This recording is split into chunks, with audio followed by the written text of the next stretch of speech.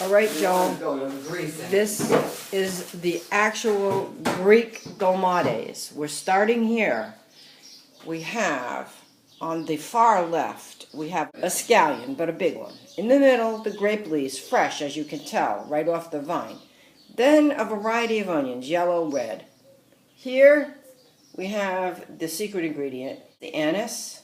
In the middle is the parsley, and to the right is the dill. The correct rice is a very important thing. You have to use like the Chinese sticky rice. And you're not going to chop any of the onions or the herbs in a Cuisinart. You have to have a lot of onions. Cut them all up by hand.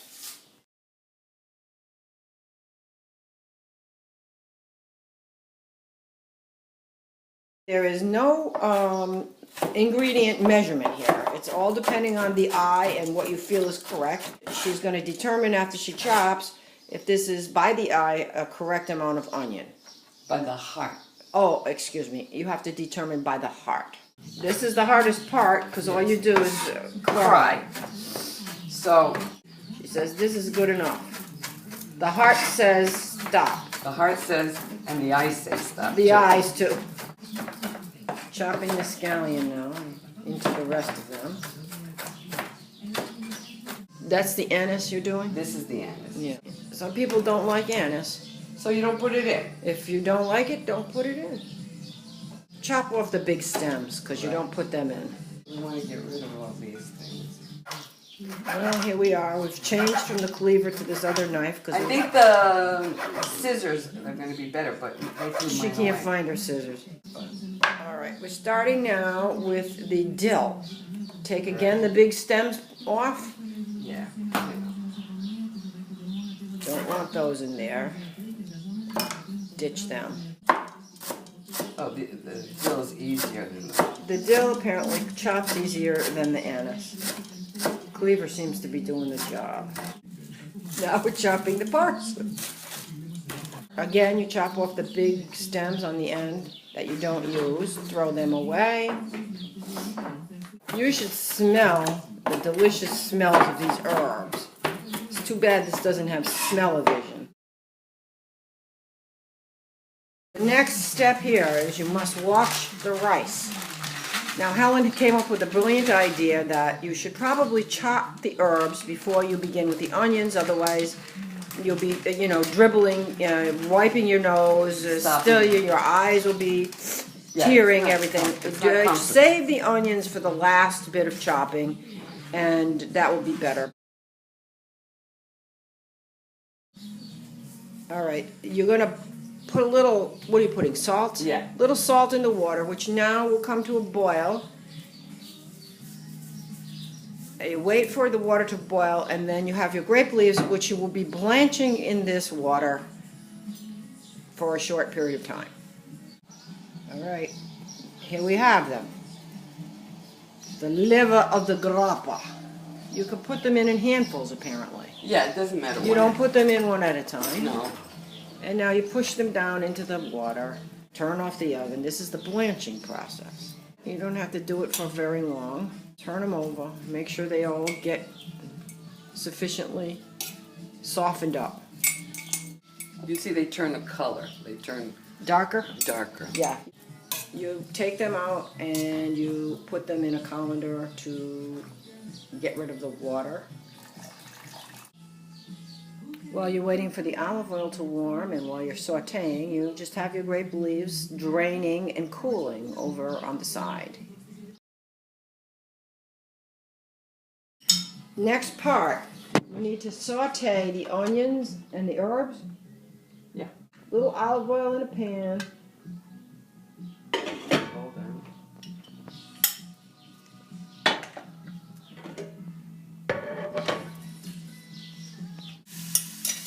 In they go.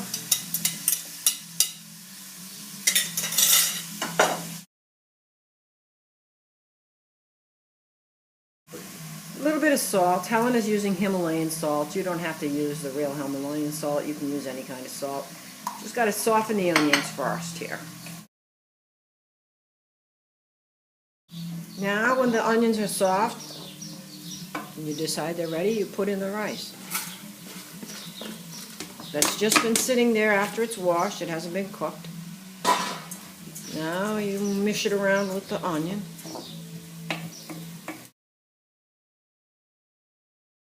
Time for the herbs. So it was a couple minutes, right? Yeah, a couple of minutes. Saute them around a little bit.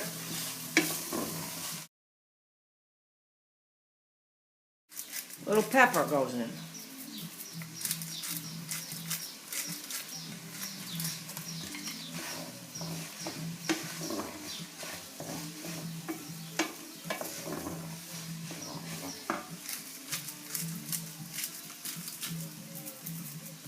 Seems like a little more than a little pepper. At some point If here, you think it's too dry, you add a little more Just a olive little. oil. Just a little, if you think it's too dry. If your heart tells you that. that's right. That's all. All right, when it's all nicely sauteed up together, you take it out of the saute pan and you put it in a bowl. Here we are at the crucial moment. Spread out on a plate, one grape leaf. Right. Now, I just want to tell you, when you're picking this, if you have to go and pick them, make sure you don't pick the big, thick one. Get the new one. Yeah, the tender ones. The tender thing. So, you see. And then, of course, She put in about 2 tablespoons of filling for one it grape leaf. depends on how big the grape leaf is. So you kind of fold from the side, make a little round package, fold it up, and then you put it in. Now you see we put the ends on the bottom like that. See that? Fold them tight.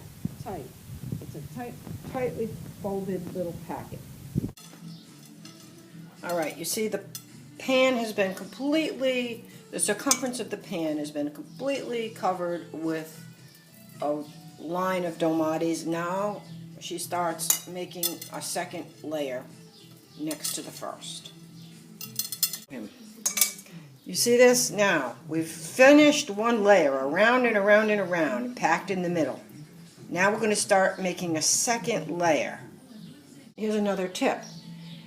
You see those ribs on that grape leaf? You keep those on the inside. There was not enough filling to do all of the grape leaves, so we have grape leaves left over. These will go in a Ziploc bag. They freeze very well. They can be used again. Now we're ready to cook these things. About this much water, a little salt, and there is someone in this house that does not eat lemon, so this does not have lemon. But typically at this point you would put the lemon, Squeeze a lemon. squeeze a whole lemon into this water. A half a whole. Half a whole, whatever you want. It is. And then you pour it into the pan with the Dolmades. So you have to cover up the. Cover them up. You put a little olive oil. And then what you do is you have to put a plate on top. All right, a plate goes on top of this concoction here. She found a plate that actually fits very nicely on the top of those Dolmades. So there it is. And that is for them to stay tight and not unfold. Okay. So that's what you do. That's the reason for that. So about 30 to 45 minutes here on a low heat, and the water will pretty much go away. Now we're going to try one. We're going to see how delicious it really is. You know, they all do this on the end of the cooking show where you wish you could be right there. And here it is.